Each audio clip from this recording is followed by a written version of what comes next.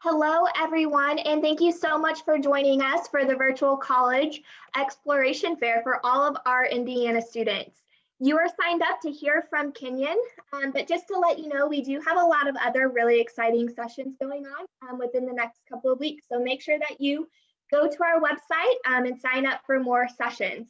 This one is being recorded along with all of our others. So if you don't have a chance to hear from all the other amazing colleges and universities out there, again, within the next couple of weeks, those recordings will be posted on our website for you to go ahead and take a look. Your cameras and microphones are turned off today, so we can't see you, we can't hear you. However, we still want to know that you're there, and we want to be able to answer any questions that you do have. So make sure you're asking all of your questions through that Q&A button, and Ian will be happy to try to get to those. If he can't get to all of them, no worries. He will receive all of your questions within the next week, and then he can reach out to you, or you can reach out to him once he gives you his contact information. So now I'm going to go ahead and turn it over to Ian to talk more about Kenyon. Thank you, Mackenzie. And so let me get my screen shared here. First and foremost, I'd like to introduce myself again. My name is Ian Dooley. I am the admissions representative for the entirety of Indiana, certainly an incredibly proud representative of the great state of Indiana.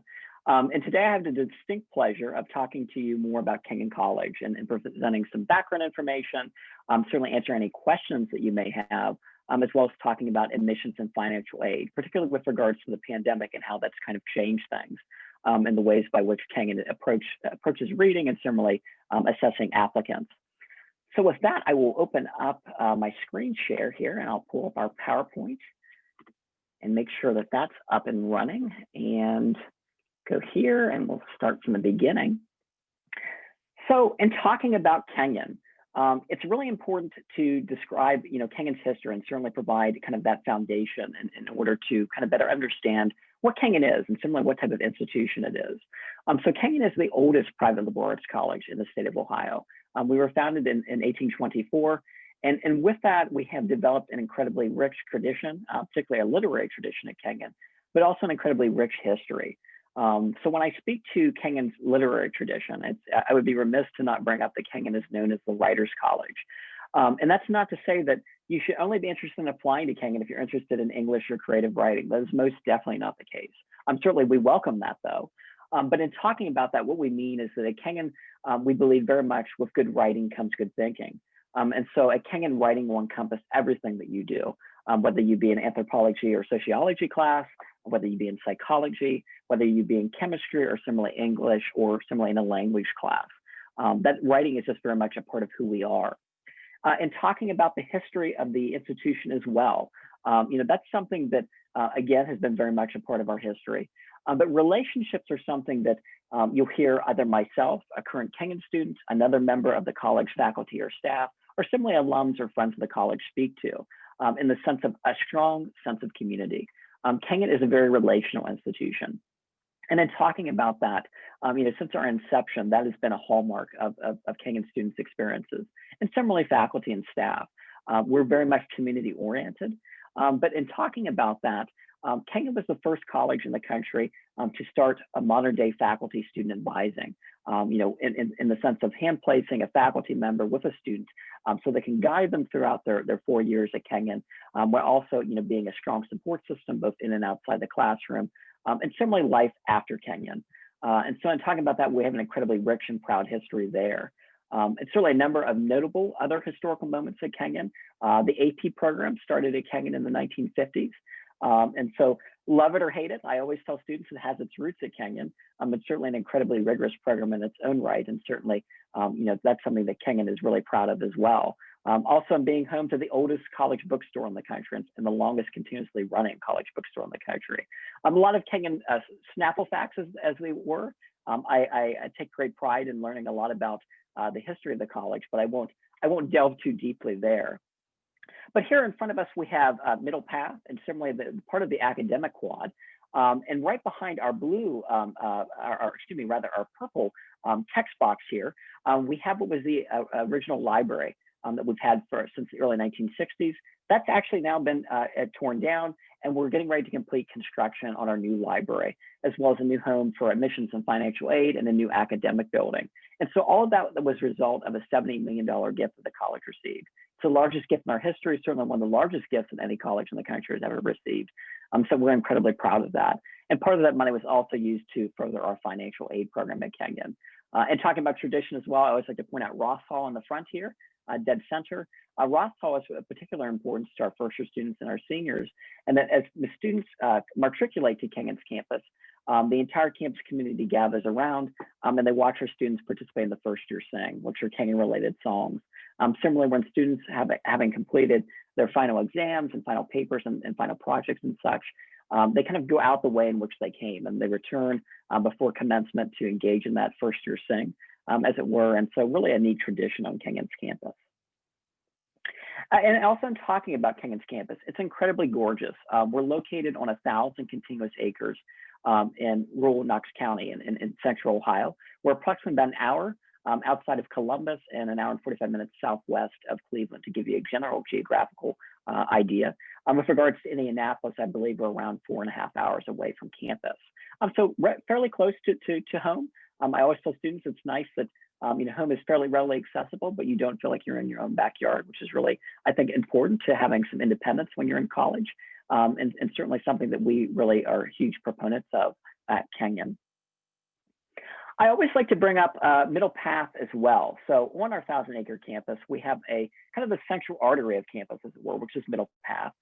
It's nearly a mile long, and it's a path that literally runs through the entirety of campus. It serves as the central artery, as it were. And Middle Path is really a neat place. It's where students and faculty and staff, and similarly residents of the village of Gambier, find themselves traversing to and from class, to and from the local grocer, or to and from the coffee shop, really anything. And students aren't texting, they don't have earbuds in. It's just really a place where we come together and share interesting ideas and thoughts and engage with one another, which is certainly something that's very important on Kenyon's campus. Also, in talking about our campus as well, we have a 500-acre biological reserve, which is on the backside of campus. The Kokosing River runs through it. So students are out there conducting wet labs and certainly with an incredible biodiversity. But also they're out there hiking. They're being engaged with nature. They may be out tending to the Kenyon farm, which is our student-run farm on campus. Really a neat place as well. So definitely we're very much integrated into our surrounding environment. Similarly, in talking about Kenyon attracts students from all 50 states and 46 different countries. So I like to say Kenyon is as much a international campus as it is a domestic campus. So really, it's quite fascinating. And that students from all different walks of life and similar geographical representations and racial and ethnic and religious ideologies come together to live, to be, and to learn in Gambier. Right? No one just finds themselves in Gambier. There's very much an intentionality behind each and every single decision that we make at Kenyon. Here's a portion of the village, at the village of Gambier. We have a number of restaurants in the background, and students are oftentimes meeting each other between classes or similar in the evenings, or traversing to and from different residential quads. It's also important to mention that Kenyon is completely residential. So all of our 1,700 students live on campus. Right now, given the pandemic, we only have half of our students on campus. But in a typical normal year, that is very much the case. And so that's something that certainly we do for a number of different reasons, but predominantly to build a sense of community. This slide here also shows you where Kenyon students are coming from, to kind of give you a general idea, also in terms of geographical representation, how far we are away from large metropolitan centers. So in talking about Kenyon, obviously Kenyon is first and foremost an academic institution.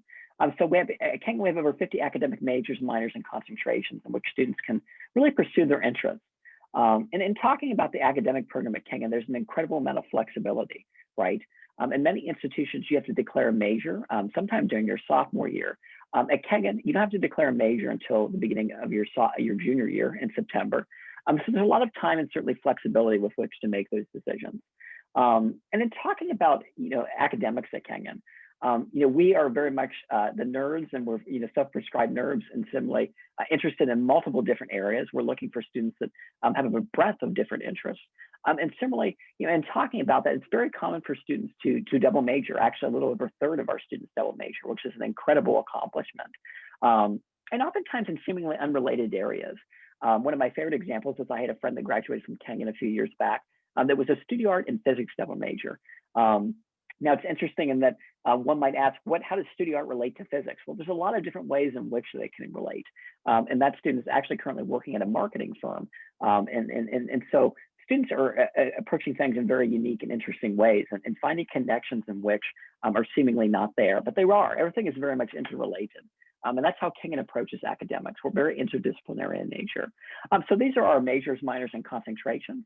One of the things I'd like to point out is that Kenyon offers a synoptic major. And a synoptic major is a major that allows you to really delve deep into a specific area and maybe a program that we don't offer at Kenyon.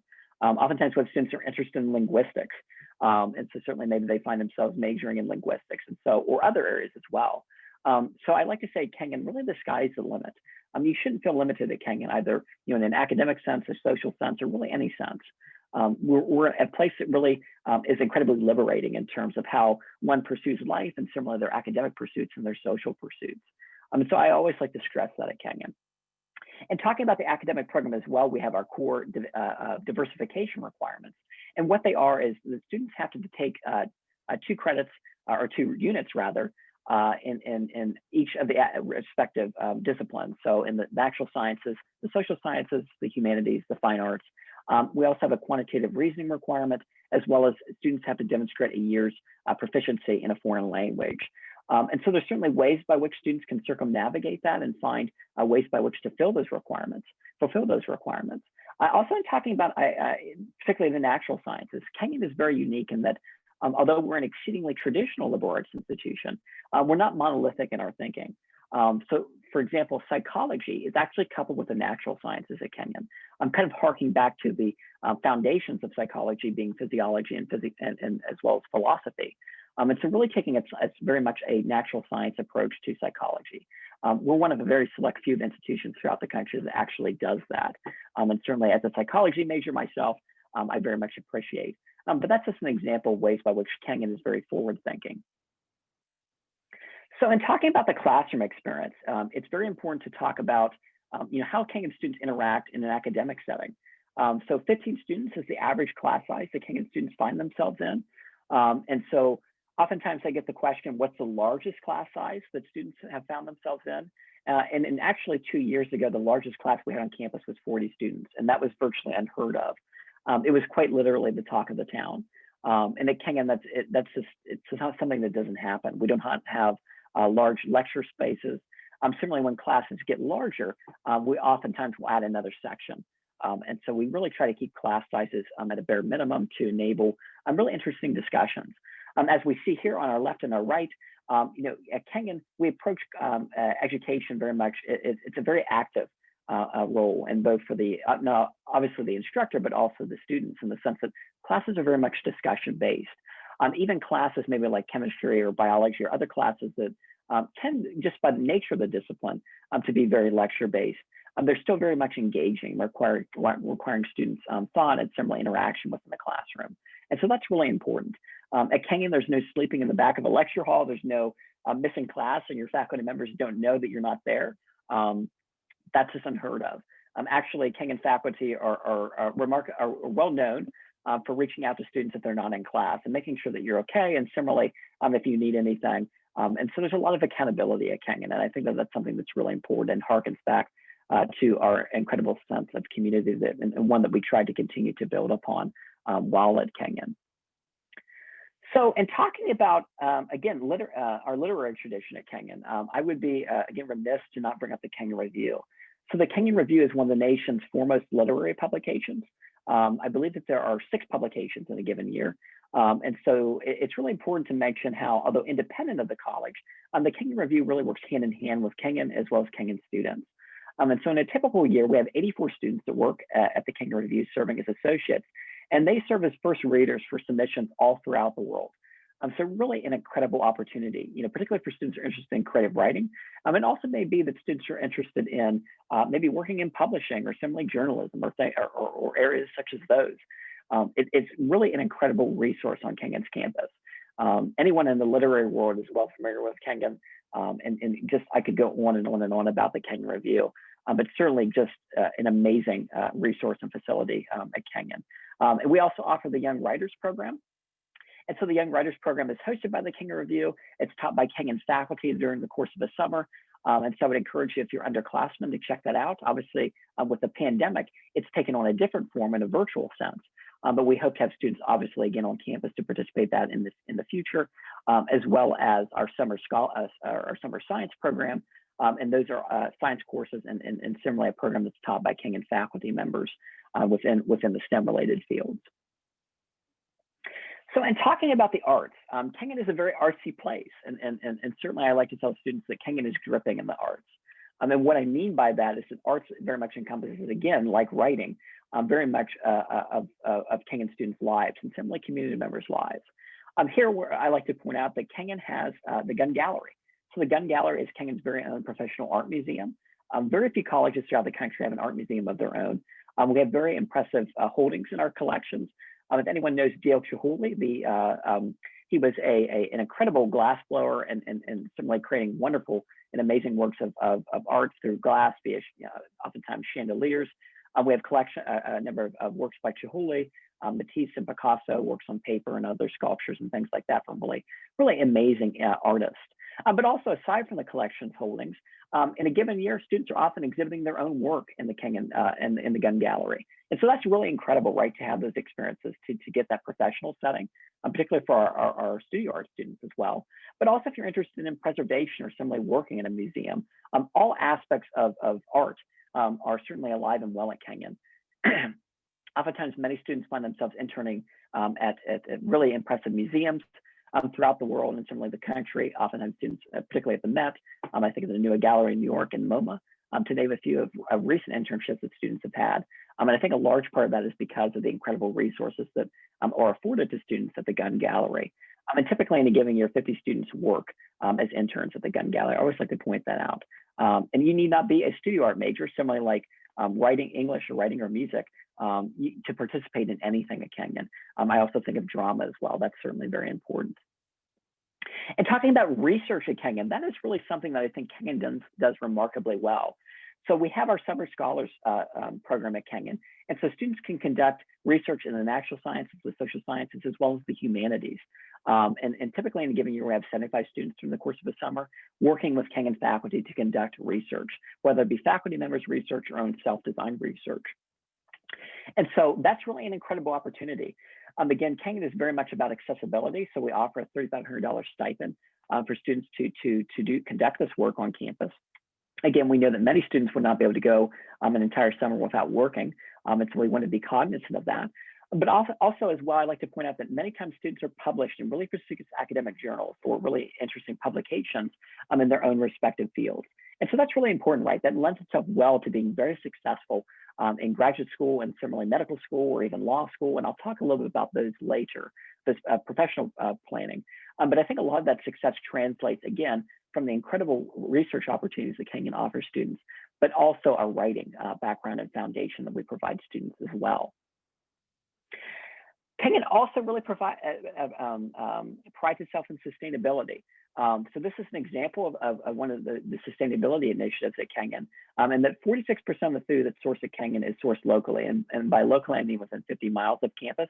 We source food from a lot of local farmers, and similarly, we have a large Amish community nearby, and sourcing food products from them as well. And then also from the Kenyon farm. The Kenyon farm raises livestock, crops and vegetables and things like that. They have honeybees.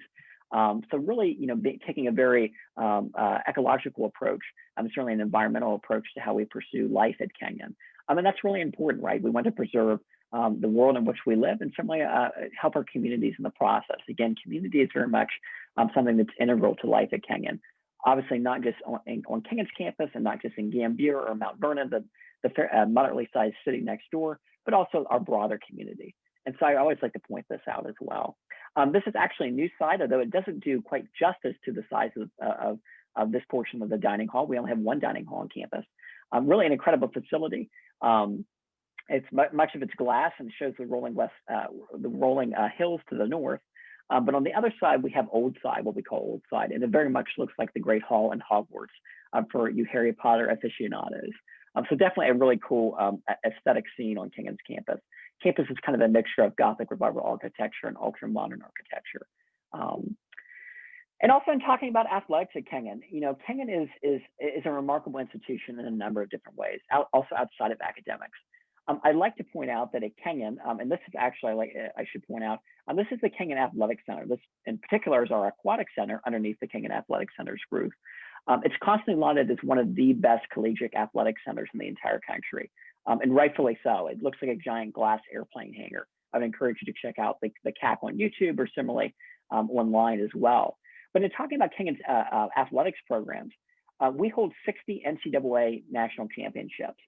That is the most NCAA national championships won out of any institution except for another. So we hold the second most championships. So that's really impressive, right? I like to say that Kenyon does as well, both in and outside the classroom, as we do both on and off the field. And so that's really important, particularly for NCAA postgraduate scholars and similarly just across the board. That's really important to mention as well. So athletics certainly has a great presence on Kenyon's campus. And talking about the arts yet again, and not just the arts, but also other offerings on campus. Typically, the given year, Kenyon offers over 245 different cultural events. And again, they include anything from art exhibits to concerts to film showings to lectures and performances and readings. And really incredibly impressive individuals have come to campus. James Comey was on campus 2 years ago, right when he was kind of thrust into the national spotlight, and gave a really incredible lecture on Kenyon's campus. We've had people like Oliver Sacks when he was alive. He was a British neurologist, a really incredible writer as well, came to campus, gave a reading and also a lecture on neurology, and other really incredibly impressive individuals. And so Kenyon attracts really amazing talent from across the country and similarly throughout the world. So that's really important, but also our alumni. Although I'm increasingly finding that students don't know who Paul Newman was. Paul Newman was an incredible actor in his own right. I'm a graduate of Kenyon. He came back to Kenyon every year until his passing to direct theater performances at Kenyon. Similarly, Allison Janey has come to campus in recent years to help with the theater program. John Green is also a Kenyon alum, giving readings and certainly lectures, similarly like crash courses, which is really interesting. But also people like Josh Radner and others, to name a few. And Kenyon really has an incredible history in its own right in terms of alumni. Rutherford B. Hayes was a graduate of Kenyon. So we've educated U.S. presidents, U.S. senators, congressmen, all the way down to really incredibly talented individuals within the arts and the humanities, as well as the sciences as well. A number of notable individuals have graduated from Kenyon to go on to do really interesting things in medicine and similarly science. But this is an example of the theater performance in the Bolton Theater, really just tremendous opportunities. And again, students are not limited to what the respective academic major is. At Kenyon, again, students can participate in all of this, whether they be a major or not. Again, another example of our choir performances on campus. We actually just had a choir performance this past Tuesday out in front of Ross Hall, and much of the community came together in a socially distant sense. But again, campus is very vibrant.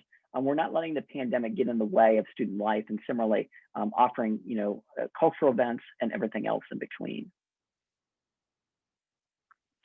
And so when talking about kind of life after Kenyon, it's really important to look at outcomes. So I always like to bring up this slide. So 89% of Kenyon students graduate in 4 years. Oftentimes, many students take medical leaves and things like that, and that certainly is something that some students partake in. So that's certainly part of that component and not being higher.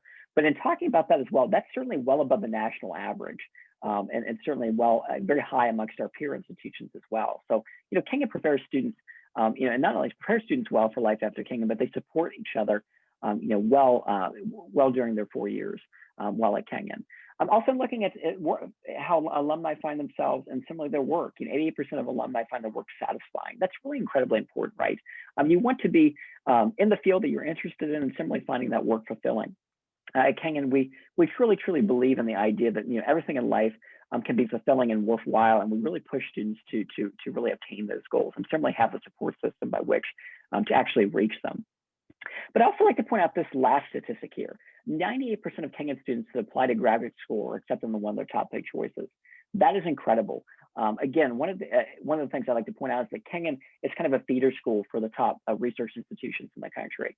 And so again, I think part of that is the research opportunities that we afford students, but also the incredible foundation that we provide them in writing. Writing is such an integral part to one's life and certainly one's success in a professional setting. And that's just something that very few people have had the privilege of learning how to write well and similarly build upon their writing skills. And at Kenyon, that is very much not the case. We dive right into it, as it were. But also in talking about law school, 97% of Kenyon students are accepted into one of their top 3 choices. Similarly, medical school, 94% of Kenyon students are accepted into one of their top 3 choices. Again, all of them are very much in the top programs throughout the country. To give you a better idea, the national medical school acceptance rate hovers right around 42, 43% in a given year. So definitely Kenyon students are doing well above the national averages. And I think that these institutions know the types of students that Kenyon produces. And similarly, at Kenyon, 67% of our students go on to pursue graduate level work at some point. That's well above the national average, which I believe is right around 30%. So we produce lifelong learners, and that's certainly something important and certainly something that we look for with regards to applicants. Again, some examples of Kenyon graduates and their written works. I should have mentioned Laura Hillebrand. I always forget to mention her, an incredible individual, graduate of Kenyon. A number of her books have been turned into films. I think of Unbroken and similarly Seabiscuit, but also a few other individuals, particularly John Green with The Fault in Our Stars. So really an incredible, again, literary tradition at Kenyon. So that is the end of our PowerPoint presentation. And so in talking about looking at Kenyon in a number of different ways. Again, no one just finds themselves in Gambier. If you're the kind of student that is searching for a sense of community, a community that values you for who you are, similarly for your interest, right? Again, talking about how we all come together to explore and delve deep into our interests, at Kenyon. It could be anything as obscure as vintage Volkswagens. It could be, something like magnetism or particle physics, whatever the case may be. Kenyon is a highly supportive environment and one that encourages and fosters exploration. And certainly, you being able to delve deep into your interests and also other, social components as well. And so that's really important. Oftentimes in many institutions, I think students just feel like they're part of a herd, right? They come in, they do what's kind of a pre-prescribed plan, and then they graduate and kind of they're thrown out into the world. And that's not the case at Kenyon. But also in the sense of, at Kenyon, obviously Kenyon's an incredibly rigorous academic institution, and certainly our peers are as well. But one of the things I'm always immediately awestruck by is the humility at Kenyon. Kenyon is an incredibly collaborative place, not one that is, highly competitive. And similarly with regards to our faculty are so incredibly humble. I'm just awestruck by how accessible they are. And certainly, in looking at Kenyon's history with faculty advising, like I mentioned earlier, being a pioneer there, that one would expect that, but they go above and beyond, and not just simply about, academics. Our faculty members are to support you as a person, and similarly community members in general are as well. Again, it's an incredibly supportive and community, and the one that works across difference. And so I always like to stress that. I wish that I could better articulate that in words. But certainly that's something that I think that many of us are searching for, and that's how we find ourselves at Kenyon. Also in talking about, I guess we have about 15 minutes. I certainly want to answer any questions that we have about admissions and financial aid, but also in talking about kind of the place as well, again, and similarly students, oftentimes questions that I receive on the road when I'm traveling in a normal year. First and foremost, I'm often asked, how would you describe a typical Kenyon student? I would describe a typical Kenyon student as unapologetically themselves, right? Again, this is a community that embraces difference, and rightfully so, right? We have students from all 1,700 students are from incredibly different walks of life, whether it be socioeconomic standings, racial backgrounds, religious backgrounds, geographical backgrounds. It really lends itself well to being kind of a melting pot, and very representational of the real world. And I'm just amazed again at the diversity on campus, and certainly diversity of thought. Oftentimes at many institutions throughout the country, it's found that there's a certain idea and way in which many people on campus think. And that's definitely not the case at Kenyon. We support ideas from all across the board, which I think is really important. Also in talking about, some of the things that maybe stand out with regards to Kenyon. Again, oftentimes I like to describe the humbleness of Kenyon's campus. I think that's certainly important. But also in terms of just the friendliness, right?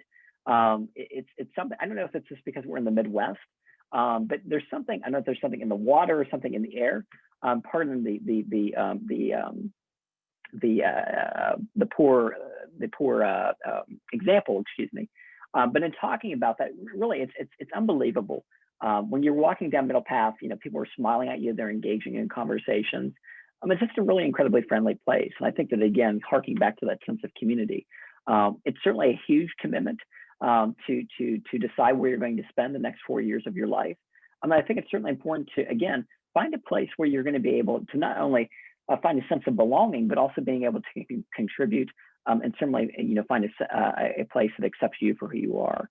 And so those are all really important things. I would also encourage you, if you want to continue that conversation, to reach out to me, and I'll provide my contact information towards the end. Excuse me for a second. And also, in looking at that, I always like to stress to students that, again, as Mackenzie mentioned earlier, please feel free to reach out to me at any point. I will be reaching out for any questions that we don't get to today.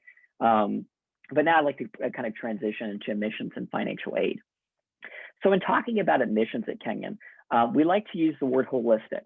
And I feel like that's often a word that you will hear being thrown around by college admissions officers, and similarly in literature and things like that. But at Kenyon, we truly are holistic in many ways. And also in the sense that, many institutions, it's kind of, the word is poorly used or similarly misused. And so at Kenyon, I always like to point out, we're not filtering out applications by GPA or by test score. We're not that kind of institution. We're not an institution that is looking for the valedictorian of every class.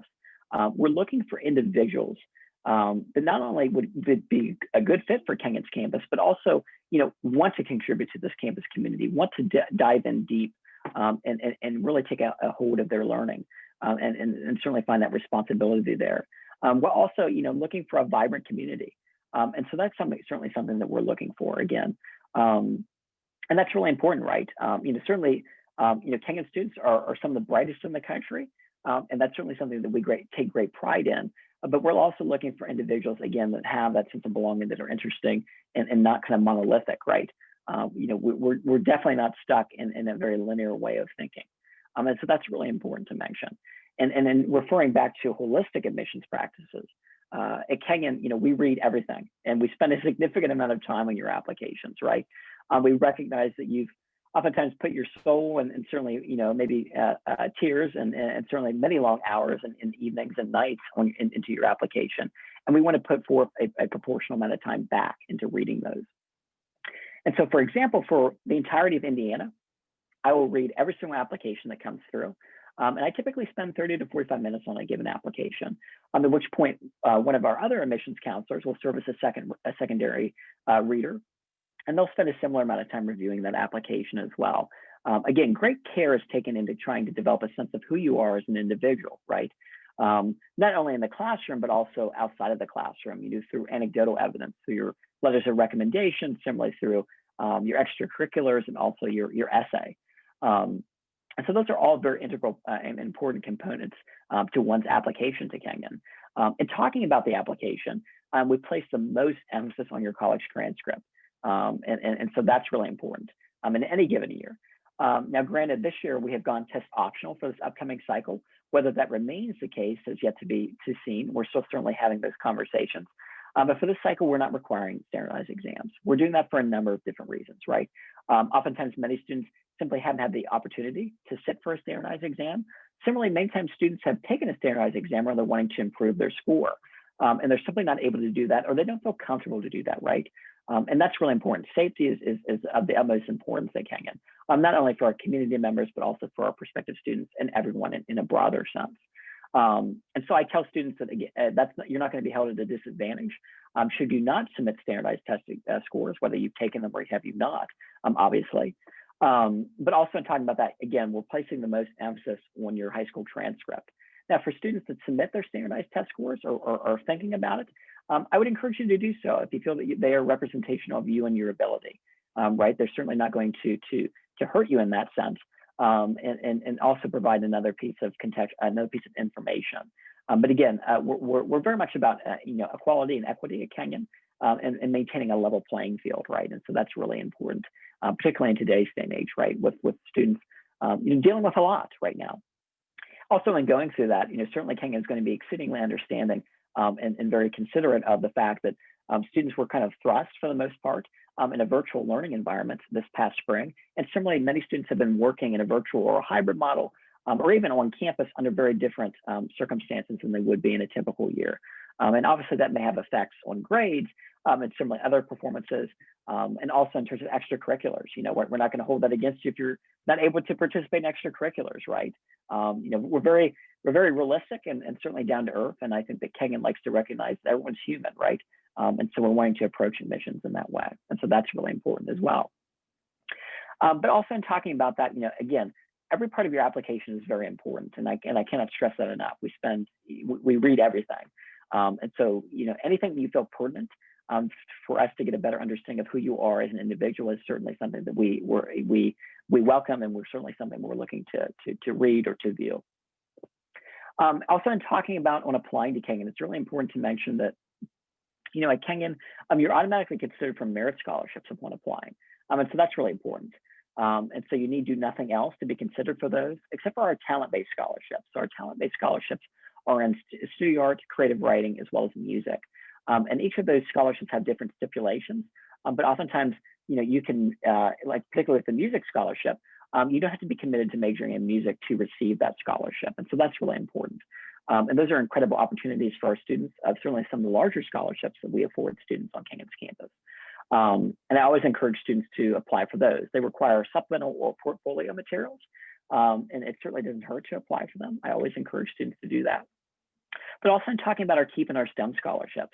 So these are two scholarships that are a loan forgiveness scholarship. So you graduate from Kenyon completely debt-free, which is an incredible opportunity within and of itself. And our KEEP scholarship is for students, particularly from underrepresented backgrounds in education. And then our STEM scholarship is for students that are committed to majoring in a STEM-related field. Again, really incredible opportunities for Kenyon students. And they will require other submissions as well. But again, a really robust offering in terms of merit aid. And talking about financial aid at Kenyon, it's really important to mention that Kenyon meets 100% of demonstrated need. And so what does that mean? So let's say after submitting the FAFSA and the CSS profile, you come there, it basically comes up with your expected family contribution, which let's say it's this, and the total cost of a Kenyon education is this. What that means is in meeting 100% of demonstrated need is that Kenyon comes up with the difference, either through merit aid, scholarships, need-based aid, or grants and loans. And we try to keep loans at a bare minimum. We're really cognizant of that, particularly obviously in today's day and age, and that higher education is exceedingly expensive, regardless of where you're looking at, but also with regards to issues of student debt and things like that. So we're very cognizant of this. And so that's really important. We're one of about 75 schools in the entire country that meets 100% of demonstrated needs. So that's really important to stress. That's something we take great pride in. The last thing we want is for a Kenyon student, is for someone to apply to Kenyon, that we extend an offer of admission, for them not to be able to come due to the cost of attendance. We really work hand in hand with families to make that a reality, particularly now. So the FAFSA uses the prior year tax returns.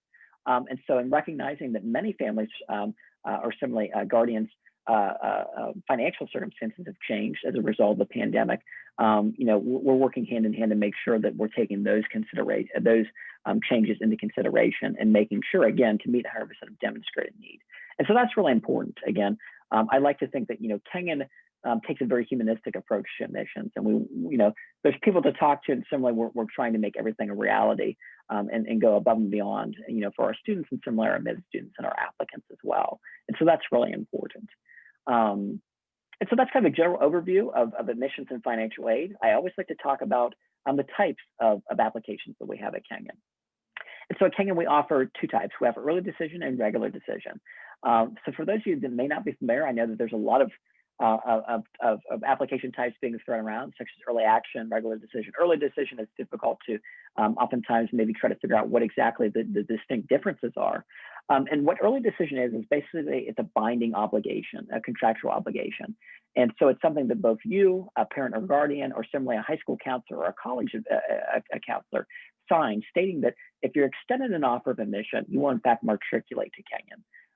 And so that's certainly something to take great care with regards to making an admissions or an application decision. But it's certainly something that has benefits, right? It's the primary being that you know where you'll be matriculating in the fall, probably well in advance of your peers.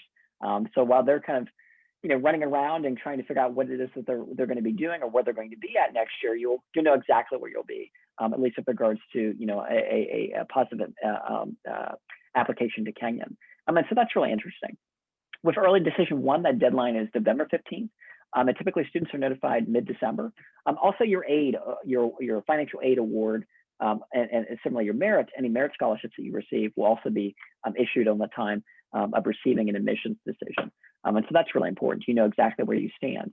And talking about early decision two, for those students that maybe need more time to make that commitment, that deadline is January 15th, and it shares the same deadline of regular decision.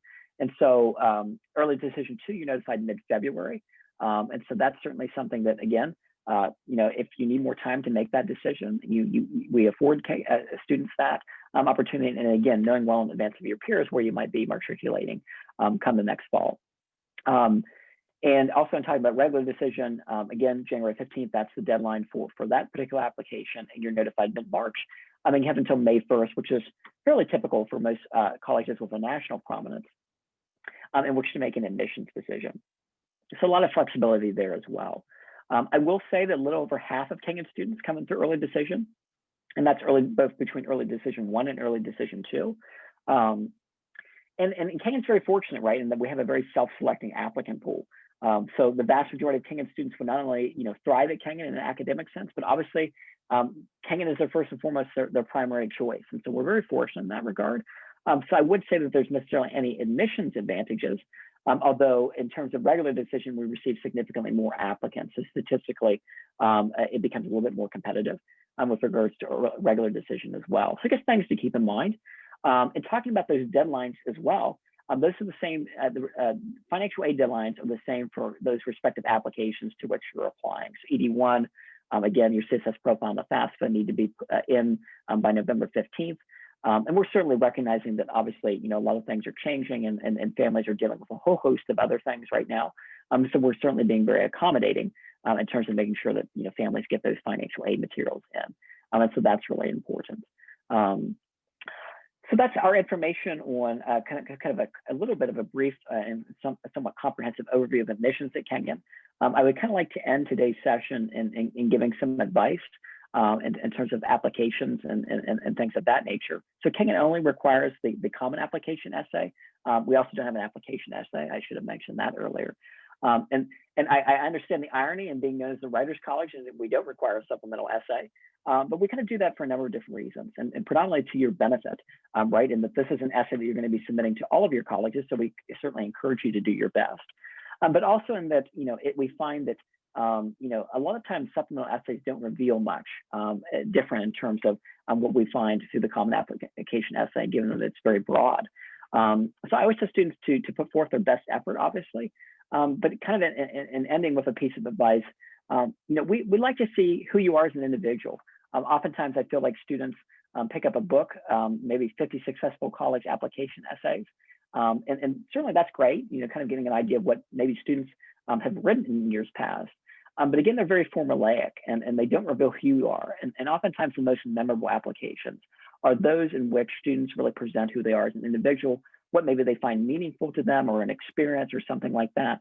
And it doesn't have to be this incredibly interesting backstory that has all these twists and turns and everything. So I just encourage students to be genuine with regards to the college application process and similar to the admissions process, and have fun with it. Know this is an interesting time in your life and make the most of it. But with that, I know I'm running out of time. But I want to point out that should anyone be interested in contacting me as well, and I know that we may have questions come in, and I'll certainly reach out and answer those. But my contact information, again, can be found on Kenyon's website. My email address is Dooley, and it's DOOLEY, 1 as the number, at kenyon.edu, and I would encourage you to send me an email. And also, if you were to Google Visit Kenyon, it'll pull up our Visit Kenyon page, and we have a whole host of virtual opportunities, whether they're interviews, information sessions such as these, although those are run by our students, who better to hear from, right, than living Kenyon experts, as well as middle path chats, which allows you to speak to a current student, or similarly someone like myself or a faculty member, but also faculty roundtable discussions. And so I would encourage you to take advantage of those opportunities. And with that, I wish everyone the best of luck with their college search process, and to be well during these difficult times. All right, thank you so much, Ian. I hope that our attendees were able to feel more informed about Kenyon, but your presentation was awesome. I hope you get a lot of questions. Very quickly, I'm going to go over a few bits of information here. So again, thank you all of the attendees for joining us today. Once this session ends, there will be a quick 4-question survey that pops up. Please fill that out both for Ian and for the InACAC organization. We'd love to hear your feedback.